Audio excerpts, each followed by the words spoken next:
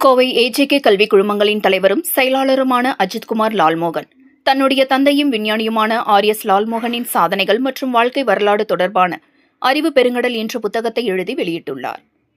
Kovai AJK கல்விக் குழுமங்களின் தலைவரும் செயலாளருமான அஜித்குமார் லால்மோகன் தன்னுடைய தந்தையும் விஞ்ஞானியுமான ஆர்.எஸ். லால்மோகனின் சாதனைகள் மற்றும் வாழ்க்கை வரலாறு தொடர்பான அறிவு பெருங்கடல் என்ற புத்தகத்தை எழுதி உள்ளார்.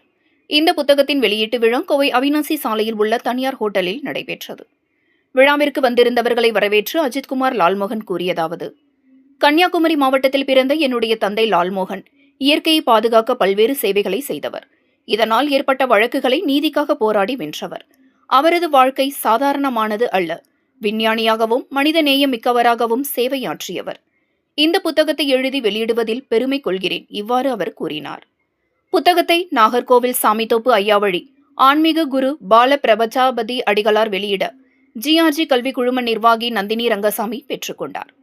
கோவை சிஎஸ்ஐ டயோசிஸ் துணைத் தலைவர் எல். டேவிட் பர்னபாஸ், ஆர்த்தோ 1 மருத்துவமனை நிர்வாக இயக்குநர் டாக்டர் டேவிட் ராஜன், மூத்த வக்கீல் என். சுந்தரவடிவேலு, சுஜாதா ரஞ்சித் ஆகியோர் கலந்து கொண்டு புத்தகம் குறித்தும் லால்மோகனின் பெருமைகள் குறித்தும் பேசினார்கள்.